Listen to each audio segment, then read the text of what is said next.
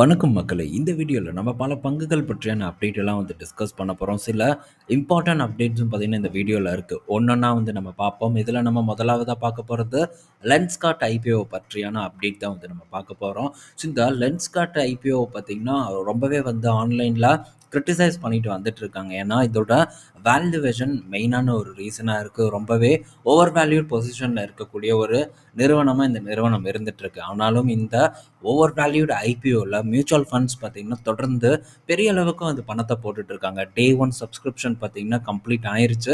So இந்த day one சப்ஸ்கிரிப்ஷனில் retail investors ஒரு 1%ம் employee portion பார்க்கும்போது ஒரு 1% வரைக்கும் சப்ஸ்கிரைப் ஆயிருக்கு. இதுவே நம்ம இன்ஸ்டியூஷனல் அப்படின்னு பார்க்கும்போது 41 டைம்ஸ் பார்த்தீங்கன்னா அதிகப்படியாக சப்ஸ்கிரைப் ஆயிருக்கிறதாகவும் ஒரு தகவல் வந்திருக்கு. ஸோ இதில் மியூச்சுவல் ஃபண்ட்ஸோட பங்களிப்பும் ரொம்பவே அதிகமாக இருக்குது ஆல்ரெடி.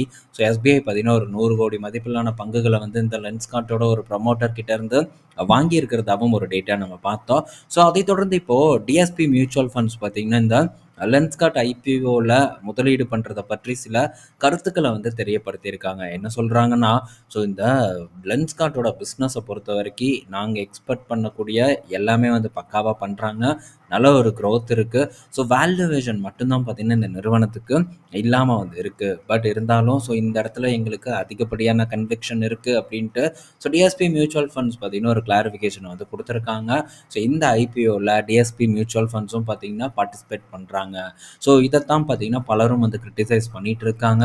ஸோ இந்த ஓவர் வேல்யூடு நிறுவனத்தில் எதுக்கு இன்வெஸ்ட்மெண்ட் பண்ணணும் அப்படின்ட்டு. பட் இது அவன் விருப்பம், அவனோட ஐடியாலஜி அதை பண்ணுறாங்க. ஸோ நீங்கள் என்ன பண்ணுவீங்க அப்படின்னு கேட்டால், நான் டெஃபினட்டாக இந்த ஐபிஓவில் பார்ட்டிசிபேட் பண்ணுவேன். பட் பெரிய அளவுக்கு லிஸ்டிங் எண் இருக்கிற மாதிரி தெரியல. அதே மாதிரி கிடைக்குமா அப்படிங்கிறது டவுட்டாக தான் இருக்குது. இருந்தாலும் நமக்கு நவம்பர் 4ஆம் தேதி வரைக்கும் டைம் இருக்குது. அது வரைக்கும் அவசரப்படாமல் இருப்போம். ஸோ கடைசி நாளில் கூட நம்ம இந்த லென்ஸ்கார்ட் ஐபிஓவில் அப்ளை பண்ணிக்கலாம். அதனால் நான் இதில் அப்ளை பண்ணலான் தான் இருக்கேன். மேபி கிடச்சிதுன்னா ஸோ நான் கொடுத்துட்டு வெளியே வரதுக்கு தான் ட்ரை பண்ணுவேன். ஏன்னா ஸோ இப்போ இருக்கக்கூடிய வேல்யூவேஷனை இவங்களுடைய க்ரோத் ஜஸ்டிஃபை பண்ணுமா அப்படிங்கிறது ரொம்ப கேள்விக்குறியாக இருக்குது. எவ்வளோ சீக்கிரம் பண்ணும் அப்படிங்கிறது ரொம்பவே எனக்கு டவுட்டாக சந்தேகமாக இருக்குது. அதனால் ஸோ இப்போதைக்கு இதில் கிடச்சிதுன்னா லிஸ்டிங் கெயினை தான் நான் ப்ரிஃபர் பண்ணுவேங்கிறத இந்த இடத்துல உங்கள் கூட நான் ஷேர் பண்ணிக்கிறேன். இது என்னுடைய ஒரு டிசிஷன். அடுத்தது ஸோ ஸ்ரீராம் ஃபினான்ஸோட ரிசல்ட் வந்திருக்கு. ஸோ ஸ்ரீராம் ஃபினான்ஸ் பார்த்தீங்கன்னா இந்த குவார்ட்டரில் அவங்களுடைய ப்ராஃபிட் 7% ரைஸ் ஆகிருக்கு. 2300 கோடி கிட்ட லாபமாக பண்ணியிருக்காங்க. ஸோ இந்த ஸ்ரீராம் ஃபினான்ஸில் வேற பங்குகளை வாங்குறதுக்கு ஒரு ஜப்பான் நிறுவனம் வேற ரொம்பவே ஆர்வமாக இருந்துட்டு இருக்காங்க. ஸோ லாஸ்ட் டிப்லேருந்து ஒரு 600 ரூபாய்க்கு கீழே இருந்தது. இப்போ 750 ரூபா வரைக்கான ஒரு ஏற்றத்தை பார்த்தீங்கன்னா டெலிவர் பண்ணியிருக்கு. ஸோ இப்போதைக்கு இருக்கக்கூடிய ஃபினான்ஸ் பங்குகள் எல்லாமே ஒரு நல்ல பர்ஃபார்மன்ஸை கொடுத்துட்ருக்கு. பட் இந்த ஸ்ரீராம் ஃபினான்ஸ் பார்க்கும்போது பெரிய அளவுக்கு எக்ஸ்போஷர் எங்கே இருக்குன்னா, கமர்ஷியல் வெஹிக்கிள் லோன் கொடுக்கறதுல தான் பெரிய எக்ஸ்போஷர் வச்சுருக்காங்க. இது ஒன்று தான் கொஞ்சம் பார்த்திங்கன்னா எனக்கு ஒரு முட்டுக்கட்டாக இருக்கிற மாதிரி நான் ஃபீல் பண்ணுறேன். ஸோ அதனால் இந்த இடத்துல எனக்கு பெரிய ஒரு ஆர்வம் இல்லை. பலரும் பார்த்திங்கன்னா ஸ்ரீராம் ஃபினான்ஸை தொடர்ந்து கேட்டுட்டு தான் இருப்பாங்க. பட் இந்த இடத்துல எனக்கு பர்டிகுலராக ஆர்வம் இல்லாததுக்கான ரீசன், ஸோ பெரிய அளவுக்கான இந்த லோன் கொடுக்கக்கூடிய இடம், பெரிய பிஸ்னஸ் பண்ணக்கூடிய இடம் பார்த்திங்கன்னா இவங்க இந்த கமர்ஷியல் வெஹிக்கிள் செக்மெண்ட்டில் தான் இருந்துட்டு வந்துட்டு இருக்காங்க. ஸோ இதுக்கு பதிலாக மற்ற ஃபினான்ஸ் கம்பெனிஸ், நான் என்கிட்ட ஆல்ரெடி சில ஃபினான்ஸ் கம்பெனிஸ் எல்லாம் இருக்குது. அதுவும் பெட்டர் பர்ஃபார்மன்ஸை தான் போஸ்ட் பண்ணிகிட்டு இருக்கு. நல்லா டைவர்சிஃபைட் பண்ண பிஸ்னஸும் பண்ணிகிட்டு இருக்காங்க. ஸோ அதுவே போதும்னு நான் நினைக்கிறேன். மேபி இப்போதைக்கெல்லாம் இதில் ஆப்பர்ச்சுனிட்டி இல்லை. மேபி நமக்கு ஃப்யூச்சரில் ஏதாச்சும் ஒரு நல்லா அட்ராக்டிவான ப்ரைஸ் கிடச்சிதுன்னா அப்போ இதை நம்ம ஒரு 1லேருந்து 2-3 வருஷத்துக்கு வச்சுக்க முடியுமா, அந்த மாதிரி வாய்ப்பு கிடைக்குமா அப்படிங்கிறத பின்னாடி நம்ம சர்ச் பண்ணுவோம். ஸோ இந்த குவார்ட்டர் பர்ஃபார்மன்ஸ் ஸ்ரீராம் ஃபினான்ஸுக்கு ஒரு நல்ல பர்ஃபார்மன்ஸாக தான் இருக்குது. பட் பெரிய அளவுக்கான க்ரோத் எல்லாம் இந்த குவார்ட்டரில் இல்லை. இன்னும் பஜாஜ் ஃபினான்ஸோட ரிசல்ட் எல்லாம் வரும் அப்படின்னு நான் எக்ஸ்பெக்ட் பண்ணுறேன். ஆல்ரெடி ஏபி கேபிட்டலோட ரிசல்ட் வந்தது. ஒரு ஃப்ளாட்டான ஒரு பர்ஃபார்மன்ஸை போஸ்ட் பண்ணாங்க. ஸோ பஜாஜ் ஃபினான்ஸ் ரிசல்ட் பார்க்குறதுக்கு கொஞ்சம் ஆர்வமாக இருக்கேன். என்ன அளவுக்கான ஒரு க்ரோத்தை கொடுக்குறாங்கங்கிறத நம்ம பொறுத்திருந்து பார்க்கலாம். அடுத்தது Aptus value housing finance. So இந்த கம்பெனியோட ரிசல்ட் இந்த குவார்ட்டரில் ஒரு நல்ல ரிசல்ட்டாக இருக்குது. 24% பார்த்தீங்கன்னா இவங்களுடைய நெட் ப்ராஃபிட் உயர்ந்திருக்கு. ஸோ இந்த ஆப்டஸ் வேல்யூ ஹவுசிங் ஃபினான்ஸ் பார்த்தீங்கன்னா இதுக்கு முன்னாடி நான் ஸ்விங்குக்கு ஃபோக்கஸ் பண்ணியிருக்கேன். அப்போது எனக்கு கிட்டத்தட்ட ஒரு 30-35% ரிட்டர்ன் கிடச்சிதுன்னு நான் நினைக்கிறேன். ஸோ இதெல்லாம் நம்ம முன்னாடி டிஸ்கஸும் பண்ணியிருக்கோம். இப்போது இவங்களுடைய பர்ஃபார்மன்ஸ் பார்த்தீங்கன்னா ஒரு கன்சாலிடேஷனாக தான் இருக்குது. அதாவது ஷேர் ப்ரைஸ் வைஸ் நம்ம பார்க்கும்போது ஸோ பேட் க்ரோத் அப்படின்னு நம்ம எடுத்துக்கிட்டோம்னா ஒரு நல்ல வளர்ச்சியை இந்த ஆப்டஸ் வேல்யூ ஹவுசிங் ஃபினான்ஸ் கொடுத்துட்ருக்காங்க. ரெவன்யூவும் ஸ்லோவாக பார்த்தீங்கன்னா வளர்ந்துட்டுருக்கு. இதெல்லாம் தாண்டி எனக்கு இன்னும் நல்லா ஞாபகம் இருக்குது. நம்ம இந்த ஆப்டஸ் வேல்யூ ஹவுசிங் ஃபினான்ஸை ஒரு ஷார்ட் டேர்ம்க்கு வந்து டிஸ்கஸ் பண்ணும்போது அப்போ டிஸ்கஸ் பண்ணும்போது ஸோ யாருக்கு வந்து அதிகப்படியான ஒரு மார்ஜின் இருக்குது அப்படின்னு நம்ம பார்த்தோம்னா பஜாஜ் ஃபினான்ஸை வந்து பின்னுக்கு தள்ளி நம்பர் ஒன் இடத்துல பார்த்தீங்கன்னா இந்த ஆப்டஸ் தான் வந்து இருக்காங்க. சின்ன பிஸ்னஸ் தான், வெறும் ரெவன்யூன்னு பார்க்கும்போது இந்த குவார்ட்டரில் 544 கோடி தான் பண்ணியிருக்காங்க. பட் இவங்களுடைய மார்ஜின் பார்க்கும்போது எக்ஸலண்ட்டாக வந்து இருந்தது. ஸோ பஜாஜ் ஃபினான்ஸே ஓவர்டேக் பண்ணி நம்மால் பார்த்தீங்கன்னா இடத்துல இருந்தான். ஸோ இதெல்லாம் அந்த டைமில் நம்ம டிஸ்கஸ் பண்ணோம், ஏனும் டிஸ்கஸ் பண்ணோம். ஸோ இந்த இடத்துல இவங்க யாரை குறி வைக்கிறாங்கன்னு பார்த்தீங்கன்னா இல்லாதப்பட்ட மக்களை தான் வந்து குறி வைக்கிறாங்க. ஸோ அவங்களுக்கு லோன் பார்த்தீங்கன்னா எங்கேயுமே வந்து கிடைக்காது. ஸோ இப்போ நம்ம வீடு கட்டுறோம், வீட்டு லோன் வாங்கினோம்னா ஸோ நிறைய விஷயங்கள் எல்லாம் பார்ப்பானுங்க. அப்படி பார்க்கும்போது நல்ல இடத்துல நமக்கு லோன் கிடைக்காது. இந்த நல்ல இடமெல்லாம் நமக்கு போயிடும். கடைசியில் யார் லோன் கொடுப்பாங்கன்னு பார்த்தா ஸோ இந்த மாதிரி ஆட்கள் தான், அதாவது ஆப்டர்ஸ் பார்த்தீங்கன்னா அவங்க தான் மெயின் கஸ்டமர் இந்த நிறுவனத்தை பொறுத்த வரைக்கும்.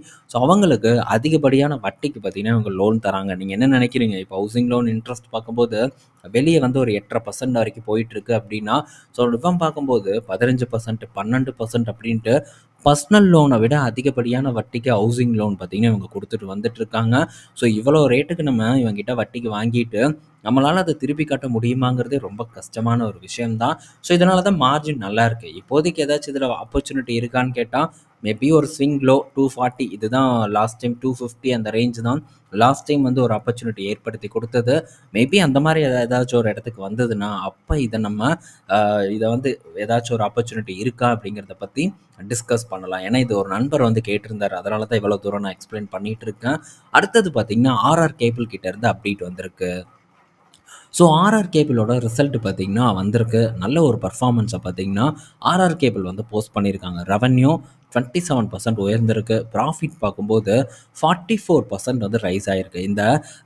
இந்த பவர் கேபிள் அதுக்கப்புறம் ஸ்பெஷல் கேபிள் செக்மெண்ட்டில் பார்த்தீங்கன்னா ஆர்ஆர் கேபிளுக்கு நல்ல மார்க்கெட் ஷேர் இருக்குது. கூடவே லைட்டிங் அண்ட் இந்த ஃபேன் பிஸ்னஸும் வந்து பண்ணிகிட்டு இருக்காங்க லூமினாஸ் அப்படிங்கிற ஒரு பிராண்டில். ஸோ இப்போ இவங்களுடைய பர்ஃபார்மன்ஸ் பார்த்தீங்கன்னா இந்த குவார்ட்டரில் ரொம்ப நல்ல ஒரு பர்ஃபார்மன்ஸாக தான் ஆர்ஆர் கேபிளுக்கு அமைஞ்சிருக்கு. நம்ம இதுக்கு முன்னாடி பார்த்தோம். ஸோ இந்த பாலிகேப்போட ரிசல்ட் எக்ஸலண்ட்டாக பார்த்தீங்கன்னா இந்த குவார்ட்டரில் வந்திருந்தது. எவல்ஸ் பார்க்கும்போது அவங்களுடைய வயர்ஸ் அண்ட் கேபிள் செக்மெண்ட் வந்து ஒரு நல்ல பர்ஃபார்மன்ஸ் தான் கொடுத்துருந்தது. மற்ற இடத்துல தான் அவங்களுக்கு கொஞ்சம் அடி இருந்தது. ஸோ இங்கேயும் பார்த்தீங்கன்னா வயர்ஸ் அண்ட் கேபிள் செக்மெண்ட் நல்ல ஒரு பர்ஃபார்மன்ஸை கொடுத்துருக்கு. ஸோ லாபம் பார்க்கும்போது year on year quarter on quarter beat பண்ண ஒரு லாபமாக ஆர்ஆர் கேபிளுக்கு வந்து அமைஞ்சிருக்கு. ஸோ ஆர்ஆர் கேபிளும் ஆல்மோஸ்ட் ஒரு நல்ல பீக்கில் தான் வந்து இருந்துட்டு இருக்கு. ஒரு 1000, அதாவது 52 வீக் ஹை பக்கத்தில் தான் இந்த ஆர்ஆர் கேபிள் வந்து ட்ரேட் ஆகிட்டு இருக்கு. ஸோ பாலிகேப் பார்க்கும்போதும் அதே ஒரு இடத்துல தான் இருக்குது. நம்ம ஃபினோலெக்ஸு ஸோ இப்போ தான் பார்த்தீங்கன்னா நான் வந்து ஃபோக்கஸ் பண்ண அந்த ஃபினோலெக்ஸை. ஸோ அது பார்க்கும்போது நல்ல ஒரு லோ ப்ரைஸில் வந்து ட்ரேட் ஆகிட்டு இருக்கு. ஸோ அவங்களுக்கும் கணிசமான ஒரு மார்க்கெட் ஷேர் பார்த்தீங்கன்னா இருக்குது. ஆர்ஆர் கேபிளை விட அதிகமாகவே வந்து இருக்குது. ஸோ அவங்களுடைய ரிசல்ட்டுக்கு தான் வந்து வெயிட் பண்ணிட்டு இருக்கேன். எல்லா கேபிள் பங்குகளும் நல்ல பர்ஃபார்மன்ஸை கொடுத்துருக்கு. ஸோ நம்ம நேரத்துக்கு இந்த ஃபினாலெக்ஸ் ஏதாச்சும் ஒரு சொதப்புனா அடுத்த கட்ட ஒரு டவுன்ஃபாலை கூட மேபி நம்ம எதிர்பார்க்கலாம். பட் இருந்தாலும் வெயிட் பண்ணி பார்ப்போம். ஸோ அந்த கேபிள் செக்டாரோட பர்ஃபார்மன்ஸ் நல்லா இருக்குது. மேபி ஃபினாலெக்ஸும் நல்லா பண்ணுனானா நம்மளை பொறுத்த வரைக்கும் ஒரு சந்தோஷமான விஷயம். அது ஏறுதோ இல்லை ஏறாமல் கீழே போகுதோ, பட் ஒரு நல்ல பர்ஃபார்மன்ஸை கன்சிஸ்டண்ட்டாக கொடுத்தா மார்க்கெட் அதை வந்து ஒரு இது பண்ணலை, மதிக்கலை அப்படின்னு நம்ம வந்து நினச்சிக்கலாம். ஸோ ரிசல்ட் வரட்டும், வந்ததுக்கப்புறம் அதை பற்றி நம்ம டிஸ்கஸ் பண்ணலாம். அடுத்தது பேங்க் நிஃப்டியில் பார்த்தீங்கன்னா ஒரு பெரிய மாற்றத்தை வந்து கொண்டு வர போகிறதா ஒரு அப்டேட் வந்து கொடுத்துருக்காங்க. ஸோ என்னென்னா இப்போதைக்கு பேங்க் நிஃப்டியில் ஒரு 12 ஸ்டாக் வரைக்கும் வந்து இருக்குது. ஸோ இப்போது அதை 14 ஸ்டாக்காக உயர்த்த போகிறதா செபி பார்த்தீங்கன்னா ஒரு அப்டேட்டை வந்து கொடுத்துருக்காங்க.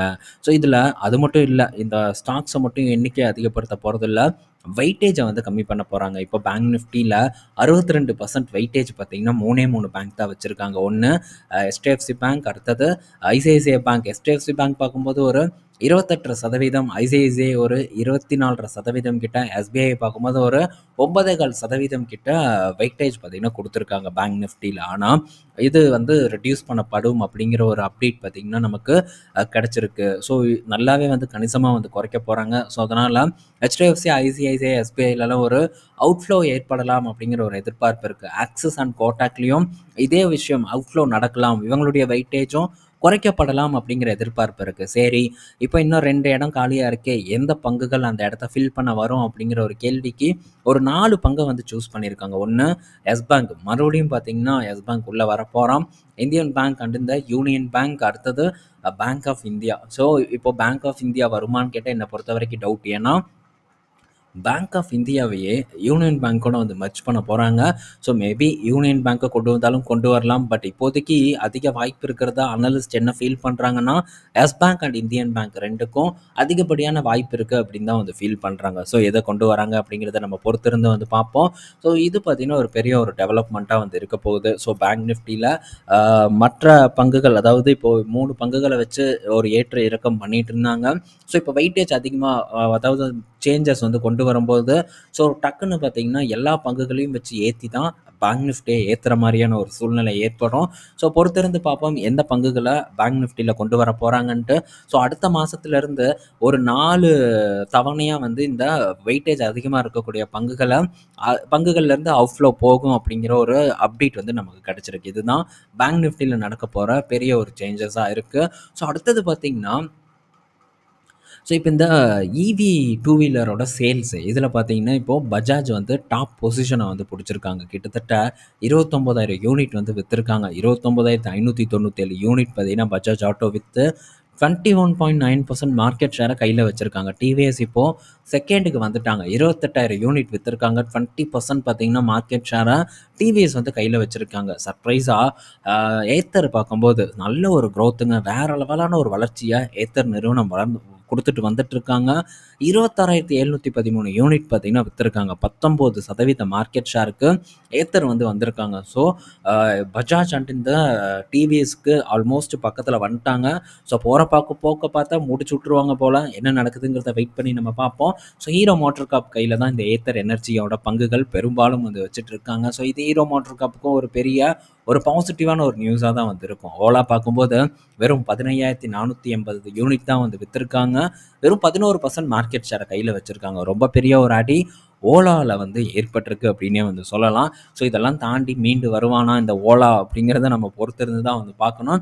பட் ஏத்தர் நல்ல ஒரு வளர்ச்சியை வந்து கொடுத்துருக்காங்க. குறிப்பாக ஏத்தரோட ரிஸ்தாவோட சேல்ஸ் பார்த்திங்கன்னா பிச்சுட்டு போயிட்டுருக்கு. எங்கே திரும்பினாலும் அந்த வண்டி தான் இருக்குது. எனக்கு பஜாஜ் கூட பெருசாக வந்து கண்ணில் பட மாட்டேங்குது. பட் இந்த டிவிஎஸோட ஐக்யூ பண்ணிருந்த ஏத்தரோட இந்த ரிஸ்தா பார்த்திங்கன்னா அதிகமாக வந்து கண்ணுக்கு தெரியுது. ஓலாவும் பார்த்திங்கன்னா அதிகமாக தெரியுது. பஜாஜ் கம்மியாக தான் இருக்குது. பட் இருந்தாலும் பஜாஜோட சேல்ஸ் பார்க்கும்போது நல்லா அதிகமாகவே வந்துட்டுருக்கு. இதுதான் இப்போது இவி டூ வீலரோட சேல்ஸாக இருக்குது. அடுத்தது நம்ம ஆட்டோ சேல்ஸ் காரோட டேட்டா நம்ம பார்ப்போம். காரோட டேட்டா இப்போதைக்கு ஹெட்லைனாக சொல்கிறோம். டாடா மோட்டார்ஸ் அகெயின் செகண்ட் பொசிஷனில் இருக்காங்க. வாகனங்களோட பர்ஃபார்மன்ஸ் நல்லாவே இருக்குது. நல்ல சேல்ஸை கொடுத்துருக்காங்க. நம்ம இன்னும் ஆட்டோ சேல்ஸோட டேட்டா ஈவினிங் பார்ப்போம். கார்ஸோட டேட்டா, டூ வீலரோட டேட்டா பார்த்திங்கன்னா நம்ம நாளைக்கு டேயில் வந்து டிஸ்கஸ் பண்ணுவோம். ஓகே, இந்த வீடியோவில் நம்ம பல அப்டேட் வந்து பார்த்துருப்போம். பயனுள்ளதாக இருக்கும்னு நான் நினைக்கிறேன். ஈவினிங் இன்னொரு வீடியோவில் நம்ம மீட் பண்ணுவோம். பாய் மக்களே.